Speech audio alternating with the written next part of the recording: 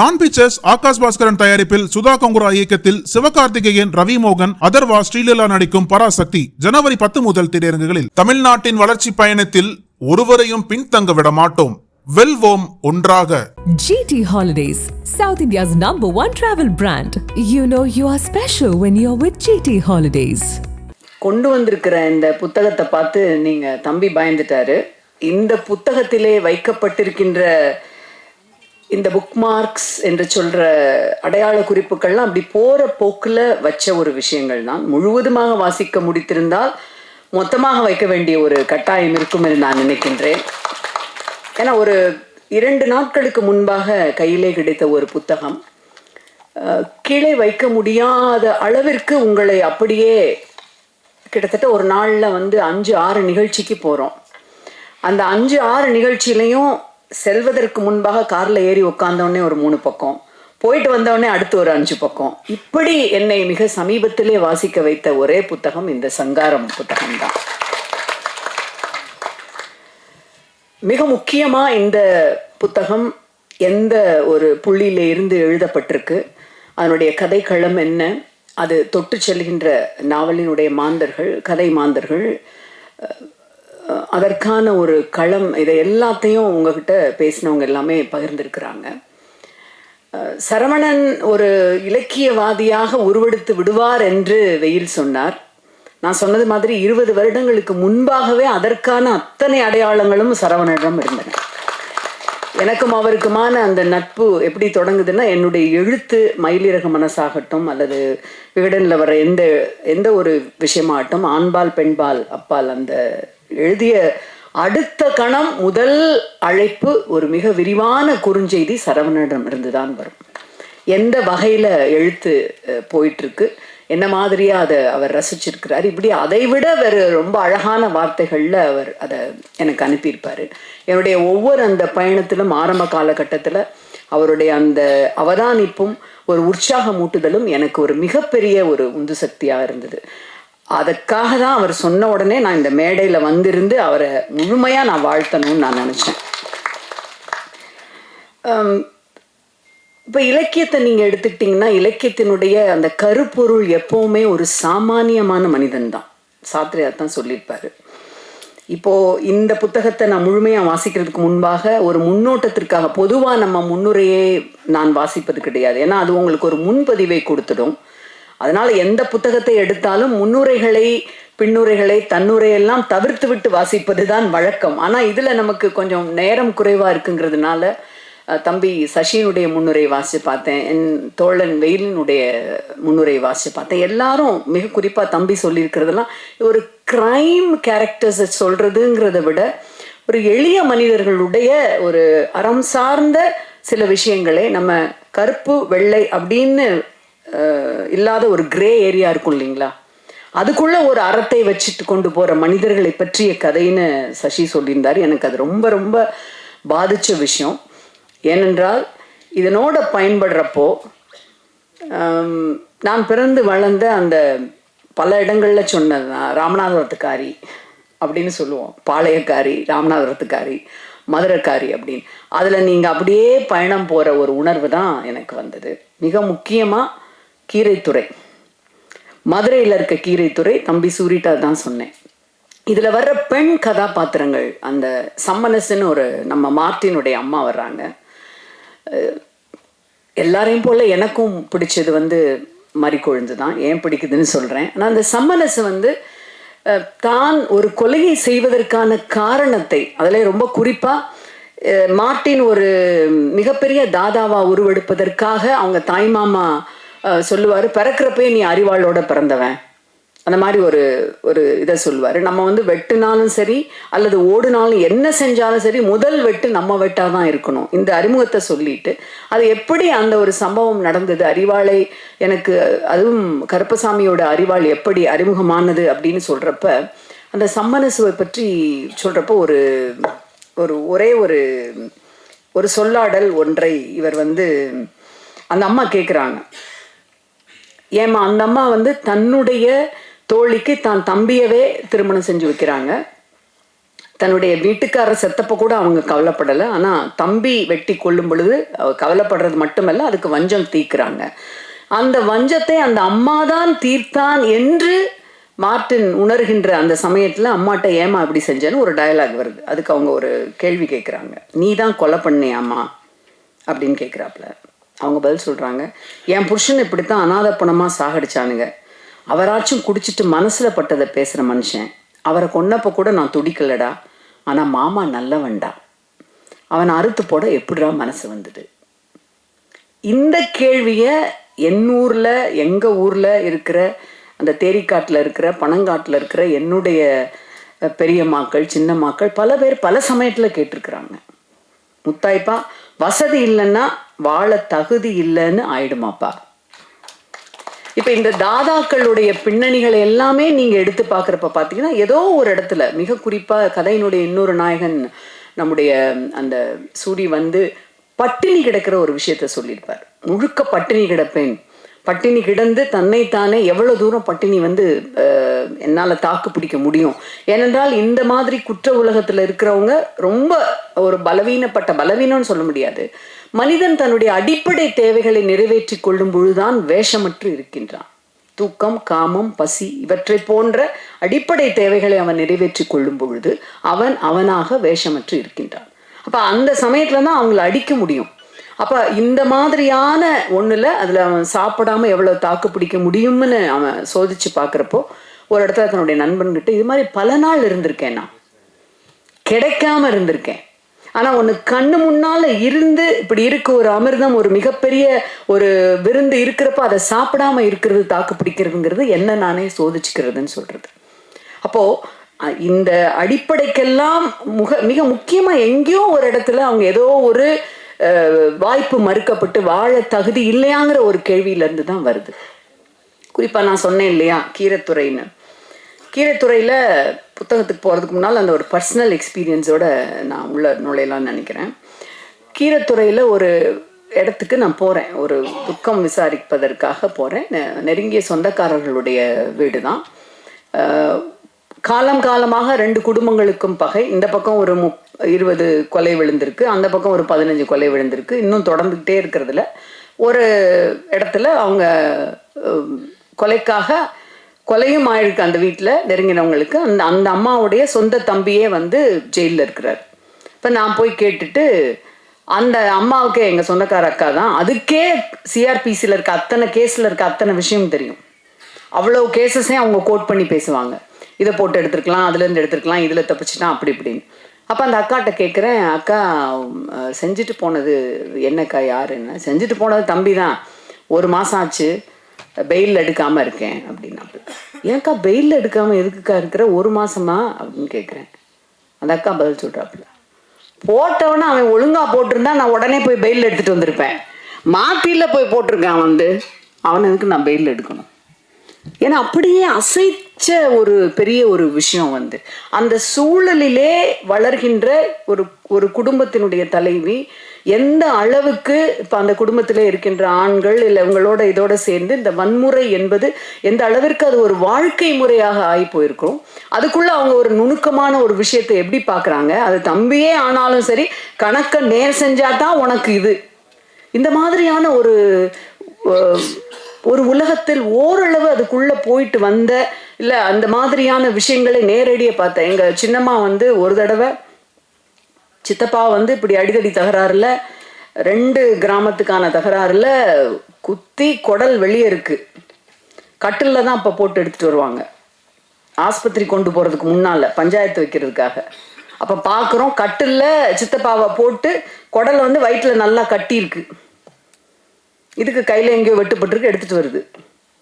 என்ன சின்னம்மா ஏன் ஆஸ்பத்திரிக்கு கூட்டிகிட்டு போகலை அப்படின்னா, இல்லை இதை சாட்சியாக கண் காட்சியாக பார்க்கணும்ல, பார்த்தா தானே தெரியும்.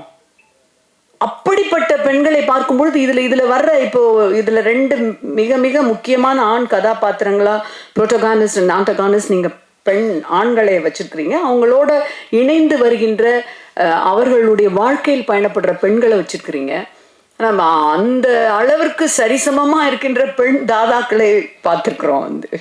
அப்போ இந்த பின்னணி என்பது எதனால உருவாகுது? ஒரு பெண்ணுக்கு அந்த வன்முறையை எதிர்கொள்ளக்கூடிய ஒரு சூழலையும் அவங்க வாழ்க்கை சூழல் தான் உருவாக்குது. அதே மாதிரி நம்ம மறுக்கொழுந்து கதையில் அவங்களுக்கு இருக்கிற போராட்டம் வர்றப்ப, கிடாத்திருக்கையில் எனக்கு வேண்டிய ஒரு அம்மா இருக்காங்க. அவங்க சண்டை வருது, எல்லாரும் உட்காந்து ஒரு கல்யாண வீட்டில் பேசிகிட்டு இருக்கப்ப, அப்போ ஒரு அம்மா அந்த அம்மாவை, எங்கள் சொந்தக்கார அம்மாவை, உன்னை பற்றி தெரியாதா, நீ பெரிய தொடுப்பு தானே, அந்த வார்த்தையை அவ்வளோ ஈஸியாக சொல்கிறாங்க. அதுக்கு அந்த அக்கா பதில் சொல்லுது, தொடுப்புன்னா நீ என்ன நினச்ச? என் வீட்டுக்காரன் நினச்சா கூட என் அனுமதி இல்லைன்னா தொட முடியாது. தொடுப்புன்னா நான் விரும்புகிறவங்கள நான் தொட அனுமதிக்கிறவங்க என்ன தொடுறது தான்.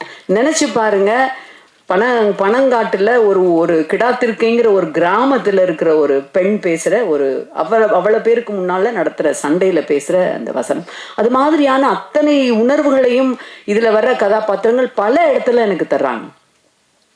இப்போ நீங்கள் சூரி அந்த திவ்யா, நான் ரிசப்ஷனிஸ்ட்டை பார்த்து கண்ணடிக்கிறப்ப எனக்கு திடீர்னு மௌனராகம் கார்த்திகோ அப்படின்னு தோணுச்சு.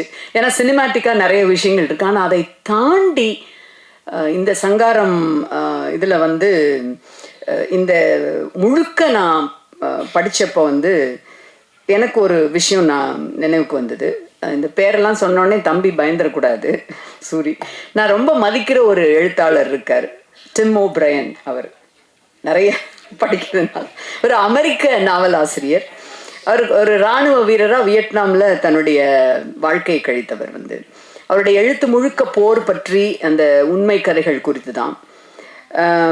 அவருடைய ஒரு மிகப்பெரிய வாக்கியம் ஒன்று, கதைகளால் நம்மை காப்பாற்ற இயலும், கதைகளால் நம்மை காப்பாற்ற இயலும். அப்போ இந்த புதினம் எனக்கு தந்திருக்க விஷயம் என்ன? இதில் பல பக்கங்களில் நான் குறித்து வச்சிருக்கேன். சில விஷயங்கள் மிக குறிப்பாக ஒரு பெண் இந்த சூழலில், அந்த சூரி மேலே ஆசை வைத்த ஒரு பெண், ஒரு மீறல் உறவில் இருக்கிற பெண், அதுக்கு மிக கொடுமையான விலையை சமயங்களில் படக்கூடாத இடத்தில் குத்துப்பட்டு அவள் மன்றாடுகின்ற அந்த இடமெல்லாம் அதில் வருது. அப்படின்னு வர்றப்போ இதிலிருந்து, இந்த கதையிலேருந்து நான் என்ன எடுக்கிறேன்? எனக்கு முன்னால் எல்லாம் இப்படி நான் பார்த்து பேசப்படாத பக்கங்களில் இருக்கிற பெண்கள், ராசரவணன் அழகாக சொல்லியிருப்பார், இது பெண்களுடைய கதையும் தான். பெண்கள்னா எப்படிப்பட்ட பெண்கள்? சூழலுக்கு பலியாகின்ற பெண்கள். அப்போ இந்த கதைகள் உண்மையிலேயே ஒரு வன்முறை மட்டும் வாழ்க்கை இல்லைன்னாலும் சூழலினால் அதற்குள் தள்ளப்படுகின்ற இந்த கதைகள்ல இருந்து நான் என்ன பல விஷயங்களை எடுத்துட்டு என்னை காப்பாற்றிக்க முடியுது. ஏன்னா அதற்கான அத்தனை சின்ன சின்ன தெரிப்புகளாக வச்சிருக்கிறார். இந்த கீதாரிக்கும் மறுகொழுந்துக்கும் நடக்கிற ஒரு கான்வர்சேஷன் ஆகட்டும், நம்முடைய மார்ட்டினுக்கும் காயத்ரிக்குமான காதலாகட்டும், அன்றாடம், ஏன்னா கதைக்களம் காவல்துறை, அரசியல், குற்ற பின்புலம், இந்த மூணையும் சுற்றி தான் வருது. இந்த நூற்றாண்டு இப்படி இருக்கிற ஒரு நூற்றாண்டு தான். இந்த மூணையும் சேர்ந்து தான் எல்லா இடத்துலையும் ஒரு வன்முறை உருவாகிட்டே இருக்கு, வன்முறை களமாகவும் இருக்கு. இதில் நீங்கள் ஒரு கால்பந்தாட்டக்காரனாக எல்லாரும் போகிறப்ப அது கேலரியிலேருந்து நீங்கள் வேடிக்கை பார்க்க முடியாது. முடிஞ்சு கேலரியில் உட்காந்து இவங்க நல்லவங்க, இவங்க கெட்டவங்க, இவங்க கத்தி எடுத்துருக்கக்கூடாது, அவங்க கத்தியை போட்டிருக்கணும், இந்த மாதிரி தீர்ப்புகள் சொல்ல முடியாது. நீங்கள் உள்ளே இறங்கி பார்த்தா தான், அதாவது ஓரளவுக்காவது அந்த இடங்களிலே இப்போ சென்று வர்ற, இப்போ அந்த பெண்களோட புழங்குகின்ற, இதன் மூலமாக இந்த கதைகள் நமக்கு காப்பாற்றி கொடுக்கின்ற உண்மைகள் மூலம் தெரிஞ்சாதான் அதனுடைய அந்த ஒரு தீவிரத்தன்மையை உணர முடியும். இதுலேருந்து நம்ம தப்பிச்சு போக முடியாது. வாழ்வின் அபத்தம் இதுதான் இப்போ நடந்துட்டுருக்கு. நம்ம தீர்ப்பு சொல்லுவது நம்முடைய வேலை கிடையாது, அவரின் வேலையும் இல்லை. இதுக்குள்ளே எப்படி நம்ம ஒரு சின்ன எளிய அறங்களை காப்பாற்றிக்கலாம் அப்படிங்கிறது தான் இது எனக்கு சொல்லுதுன்னு நான் பார்க்குறேன். ஒரு பிரதிக்கான முழு அர்த்தமும் அதன் சூழமைவை பொறுத்தே இருக்கிறது. அந்த சூழல் எப்படி அமைஞ்சிருக்கிறத பொறுத்துன்னு தான் இருக்குன்னு நான் பார்க்குறேன். அந்த காலகட்டம், பின்புலம், இதெல்லாம் பார்க்குறப்போ அவர் தஞ்சாவூர் நில பகுதியை எடுத்திருக்கிறாரு, தாதாக்களை பின்னணியாக வச்சிருக்கிறாரு. இந்த அன்பினால் பலிகடாகின்ற பெண்களை இதில் நம்ம கண் முன்னால் கொண்டு நிறுத்துறாரு. அதில் ஒரு காவல்துறையை சார்ந்த பெண்மணி கூட, துர்காவா அவங்க பேர், கார்த்திகா, அவங்க அவங்க சூரிய அட்மையர் பண்ணுற ஒரு இடத்த ரொம்ப அழகாக சொல்லியிருப்பார்.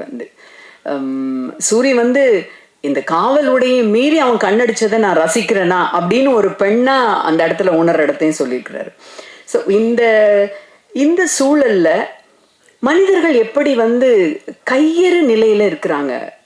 ஒரு இடத்துல வந்து மார்ட்டின் கிட்ட அவருடைய நண்பர் வந்து சொல்றாரு, விட்டுருங்கண்ணே. எதற்காக அந்த அதை அது அப்படி சொல்றாருங்கிறத பின்பகுதியை படிக்கல.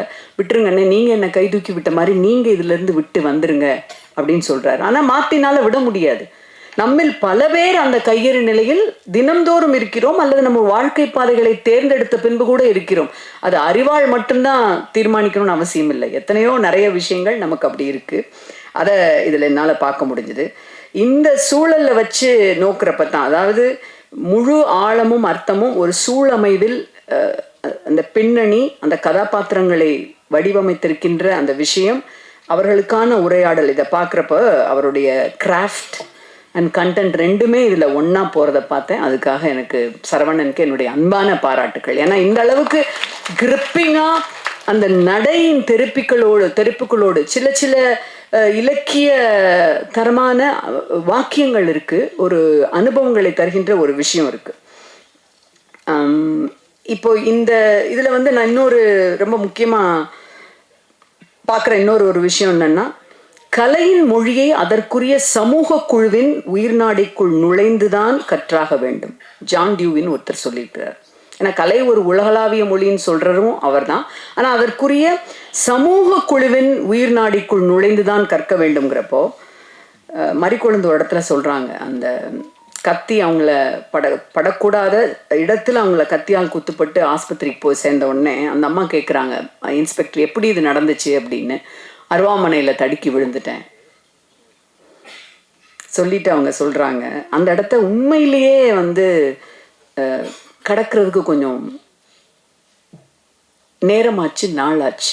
ஏன்னா எத்தனையோ எங்களூர் பகுதி பெண்கள் வந்து வீட்டுக்காரர்கிட்ட அடி உதப்பட்டு மிதி உதப்பட்டு அடுத்த நாள் நம்ம கேட்குறப்ப இதே வார்த்தையோட கடந்து போயிருக்கிறாங்க. அவங்க சொல்கிறாங்க, அருவாமனையில் அடிப்பட்டு விழுந்துட்டேன்னு சொல்லிட்டு, அருவாமனையும் ஒரு ஆம்பளையாத்தான் இருக்கும் போல.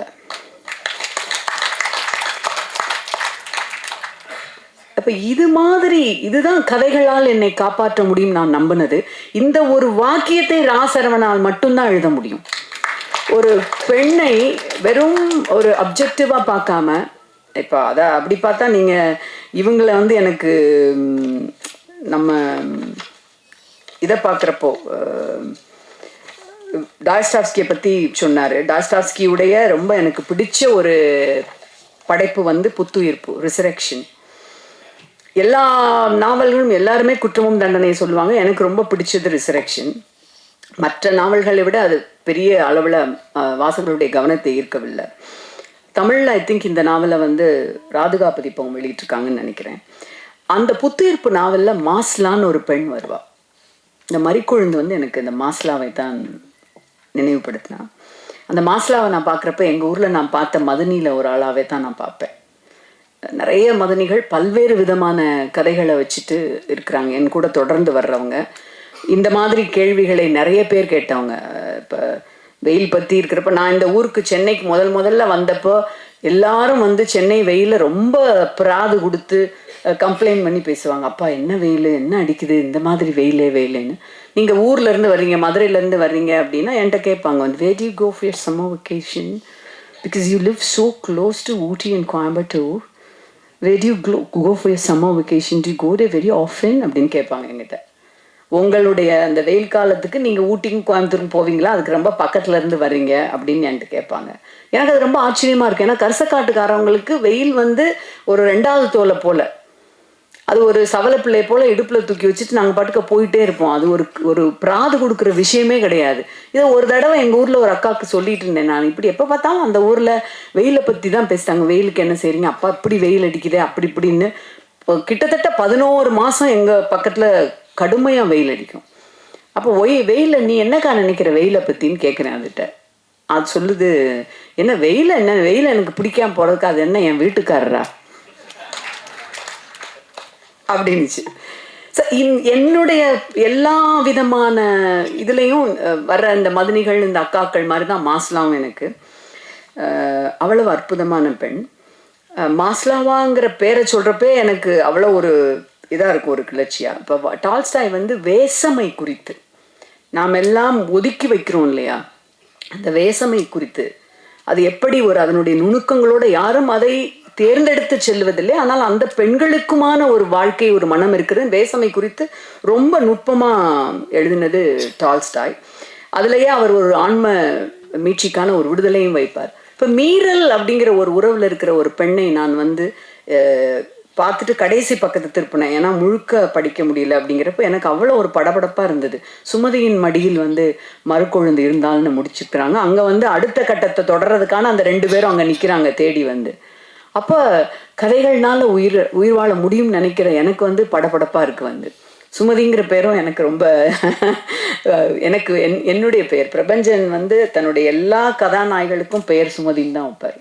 உங்களுக்கு தெரியுமா என்னன்னு இல்லை, சிறுகதைகளில் நிறைய நான் அவர்கிட்ட பலமுறை அதை கேட்டிருக்கேன். எனக்கு ரொம்ப ஒரு வழியில் நான் கடமைப்பட்டிருக்கேன். பிரபஞ்சன் எல்லா கதாநாயகளுடைய பெயரும் சுமதின்னு இருக்குது அப்படின்னு. அப்போ சொல்லுவார் ரொம்ப கிண்டல், அதெல்லாம் உன்னை பார்க்குறதுக்கு முன்னால் வச்ச பேர், ஆனாலும் நீ அந்த பேரை நினச்சி சந்தோஷப்பட்டுக்கலான்னு சொல்லுவார். அப்போது அந்த ஒரு படபடப்பு அந்த இடத்துல வந்தது. பிரெஞ்சு மொழியில் உலகம் முழுவதும் கவனம் ஈர்த்து பல லட்சம் பிரதிகள் விற்ற நாவல் பாப்பிலான், ஹென்ரி ஷ்ரேயர் எழுதினது. இது ஃபிலிமாவும் வந்திருக்கு. நான் திரைப்படத்தை பார்க்கல, ஆனால் இதை நாவலாக நான் படிச்சிருக்கேன். அதனுடைய மைய கருத்து என்னன்னா, உயிர் வாழும் வேட்கை. அதனுடைய கதாநாயகன் சொல்லுவான், அவனுடைய வசனம் உயிருடன் இரு, அது ஒன்றுதான் என் மதம் என்று. இப்போ இதில் வர்ற எல்லாருமே ஒரு சூழல்ல மாட்டிக்கிட்டு உயிரோடு இருக்கிறது ஒண்ணுதான் ஒரு பெரிய விஷயம். குரல் வளையில் கத்தியின் கூர்மை வைக்கப்படும் பொழுது உண்மைதான் வெளியே வரும் அப்படின்னு அதுல ஒரு வசனத்தை நீங்க வச்சிருக்கிறீங்க.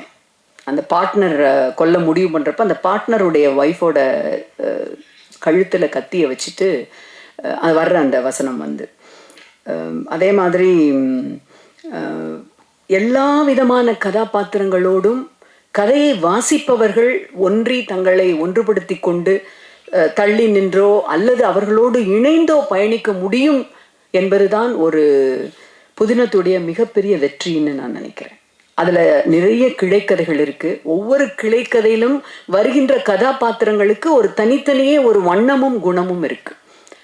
அப்ப நீங்க இதை ஒரு முழுக்க ஒரு கிரைம் நாவல் அல்லது ஆக்ஷன் நாவல் அல்லது ஒரு திரைப்படத்துக்குரிய ஒரு புதினம்னு நீங்க ஒதுக்கி விட முடியாது. தம்பி ப்ரொடியூசர் சொன்னாரு, நான் திரைப்படம் தயாரிக்கிறேன், ஆனா இலக்கியத்துக்கும் எனக்கும் சம்பந்தம் இல்லை, சம்திங். திரைப்படத்தை ஒரு நல்ல சிறந்த திரைப்படம் ஒரு இலக்கிய படைப்புக்கு ஈடானது. அதுல மாற்றுக்கிறதே கிடையாதுங்க. எவ்வளவு பெரிய விஷயம். நீங்க அப்படி பார்த்தீங்க அப்படின்னா ஒரு 3 பக்க சிறுகதைகள்ல விளக்குற ஒரு விஷயத்த நீங்க ஒரு ஃப்ரேம்ல சொல்லிடுவீங்க. ஒரு மிகப்பெரிய புதினம் சொல்லக்கூடிய ஒரு கிட்டத்தட்ட நம்ம இப்போ வார் அண்ட் பீஸை நீங்கள் எடுத்துக்கோங்க, எத்தனையோ விஷயங்கள் அதை ஒரு 3 மணி நேரத்தில் சொல்லிடலாம். மிகப்பெரிய மரியாதை அதனால திரைப்படத்தின் மீது உலகின் மீது இலக்கியவாதிகளுக்கு இருக்கு. அந்த வகையில் எனக்கு மிக முக்கியமான இலக்கிய திரைப்புகளுடன் கூடிய மனித மனதினுடைய அந்த கிரே ஏரியா எல்லாருக்கும் இருக்கு. இப்போ நீங்கள் பார்க்குற, நான் பல இடங்களில் சொல்லியிருக்கிறேன், நீங்கள் பார்க்குற இந்த தமிழச்சி, நகைப்பூச்சு, உதட்டு சாயம், அதற்கான இதெல்லாம் ரசனையின் பால் நான் வச்சுக்கிட்ட ஒரு விஷயம். ஆனால் என்னுடைய அடையாளம்ங்கிறது உண்மையில் உள்ளே இருக்கிற கவுச்சி வாடையும் வேர்வை வாடையும் அங்கே மல்லாங்கணத்துலேருந்து வர்ற ஒரு புழுதி படர்ந்த கிளைச்சாலையில் எங்கள் அம்மாக்கள்கிட்ட உட்காந்துட்டு காலாட்டிட்டு கத்திரிக்காயும் வெங்காயத்தையும் பற்றி பேசிகிட்டு இருக்கிற அந்த ஒரு பெண்ணு தான் அடிப்படையில் நான் இப்போ அந்த ராவா இருக்கிற மனித மனதிற்குள்ள இருக்கிற விஷயங்களை மனிதன் எந்த விதமான ஒரு எல்லைகளுக்கும் இல்லாமல் தன்னுடைய அடிப்படை தேவைகளை அவன் பூர்த்தி செய்து கொள்ளும் பொழுது அவன் எப்படி இருக்கின்றான், அந்த அடிப்படை தேவைகளில் ஆழ்ந்து அவன் அதிலேயே ஒரு வேட்கை மிகுந்த மிருகமாக செல்ல தொடங்கும் பொழுது அவனுக்கான கத்தியை அவனே கூர்த்திட்ட வேண்டி இருக்கின்றது. அந்த வழிகளில் அவன் செல்லும் பொழுது அவனோடு இணைகின்ற மிக குறிப்பாக பெண் கதாபாத்திரங்கள் எப்படியெல்லாம் தங்களை காவு கொடுத்தும் அந்த காவு கொடுக்கின்ற உயிர்ப்பலியிலிருந்து தங்களை உயிர்ப்பித்து கொண்டும் இருக்கிறார்கள் என்பதையெல்லாம் சொல்லுகின்ற ஒரு படைப்பாக பார்க்கிறேன். ஒரு நாவல் தான் எழுதியிருக்கிறாரு, இதுதான் ஒரே படைப்பு அப்படிங்கிறத எல்லாருமே குறிப்பிட்டு சொன்னாங்க. அதுக்கு சரவணனுக்கு நான் ஒன்று சொல்ல விரும்புகிறேன். பாதலர் புகழ்பெற்ற நம்ம பிரெஞ்சு ரைட்டர். அவருடைய படைப்புகள் பற்றி ஆதர் சைமன்ஸ் அப்படிங்கிறவர் வந்து ஒரு குறிப்பு சொல்லியிருப்பார். என்ன ரொம்ப எனக்கு பிடித்த வாசகங்கள் இவை. ஒரே ஒரு கவிதை நூலை எழுதுவதில் போதலர் தனது வாழ்க்கை முழுவதையும் செலவிட்டார். முழுக்க செலவிட்டு ஒரு போயட்ரி கலெக்ஷன் தான் கொண்டு வர்றார். அதன் பிறகுதான் பிரெஞ்சு மொழியில் உயர்ந்த கவிதைகள் எல்லாம் தோற்றம் கொண்டன. உரைநடை நூல் எழுதினார். ஒரே ஒரு உரைநடை நூல் தான் எழுதுறார். அந்த உரைநடை அழகு கலையாக இன்று வரை மதிக்கப்படுகின்றது. ஒரே ஒரு திறனாய்வு நூல் எழுதினார். அவர் வாழ்ந்த காலத்தில் தோன்றிய திறனாய்வு நூல்களில் இதுவே உயர்ந்ததும் உண்மையானதும் நுட்பமானதும் ஆகும். ஒரே ஒரு மொழிபெயர்ப்பு செய்தார் போதலர். அது மூலத்தை விட மிக மிக சிறப்பானது. படைப்புகளை பொழிந்து தள்ளி எழுதி குவிக்க வேண்டும் என்கின்ற அவசியமே இல்லை. சரவணன், இது ஒன்றே போதும். வாழ்த்துக்கள். நக்கீரன் டிவிக்கு சப்ஸ்கிரைப் செய்யுங்கள். உங்கள் ஆதரவே எங்கள் பலம். ஆசிரியர்களுக்கு நண்பனாகவும் மாணவர்களுக்கு ஆசானாகவும் திகழும் தேர்வு வழிகாட்டி. ஒவ்வொரு பாடத்திற்கும் அனுபவமிக்க ஆசிரியர்களின் துல்லியமான தெளிவான விடைகள். CNC இருக்கு, தேர்வு பயம் எதற்கு? இது தீரன் பப்ளிஷிங் ஹவுஸ் விற்பனை வெளியீடு.